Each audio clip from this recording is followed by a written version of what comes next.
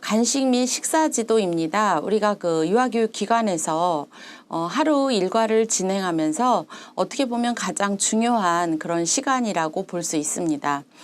간식 및 식사 지도를 통해서 어떻게 기본 생활 습관에 대한 지도를 할 것인지 먼저 알아보도록 할 텐데요.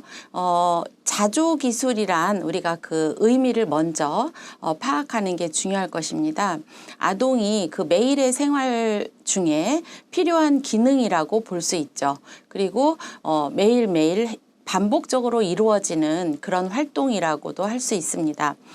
그래서 개인이나 가정생활뿐만이 아니라 우리가 앞으로 이제 성장해서 사회생활로 구성원으로 생활하기 위해서 필요한 기본적인 활동을 의미한다고 볼 수 있습니다. 그러면 특수교육 과정에서 생활기술 교육 과정에 이 자조기술은 해당이 되고요. 또한 이제 그 간식 및 식사 지도가 생활기술에 관련된 교육 과정이라고 볼 수가 있겠죠.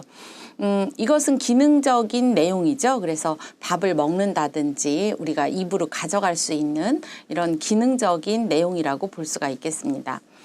일상생활에 그 필요한 기술들을 습득하고요. 나아가서는 그 지역사회에 성인이 되었을 때 사회 구성원으로 생활을 할 때에 생활 기술의 기초가 된다고 볼 수 있습니다. 그러면 우리가 앞서 자조기술에 대한 그 의미를 파악해 보았다면 자조기술 발달의 교육 목표에 대해서 알아보도록 하겠습니다. 자조기술 발달의 교육 목표는 아동의 그 독립적인 생활을 위해서 기본 기술을 익히는 거라고 볼 수 있죠.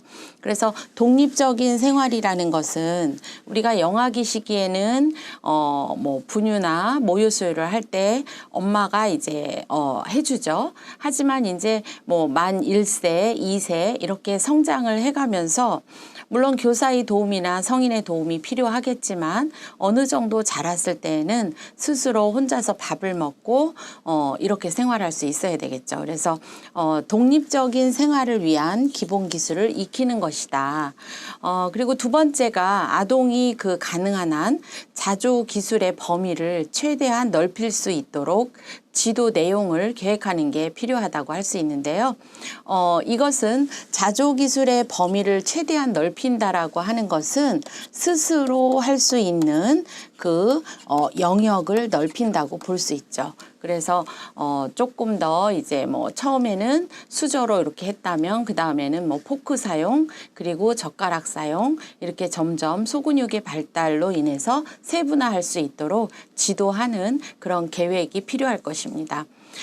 또한 이제 생활 환경에서 자기 스스로 할 수 있는 일을 최대한 지원한다고 볼 수 있죠. 그래서 나중에는 이제 옷을 스스로 입는다든지 아니면 뭐 단추 이제 지퍼 먼저 시작을 하겠죠. 그래서 지퍼 먼저 끼우고 그 다음에 어느 정도 이것이 된다고 하면 이제 큰 단추 끼우기 이런 것들로 우리가 영역을 넓혀 나가 볼 수 있을 것입니다.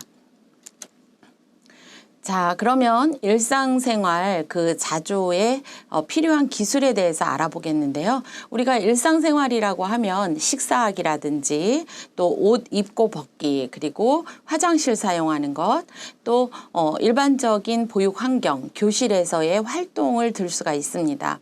그리고 교실에서만 활동하는 것이 아니라 우리가 이제 바깥놀이를 통해서 하루에 뭐 30분 내지 1시간 이상을 바깥놀이를 이제 진행을 해야 되는데요. 이것에 대한 그 아동의 자조기술 프로그램은 발달장애 그 아동 교육 과정에서 어떻게 보면 핵심적인 과정이라고 볼 수 있습니다.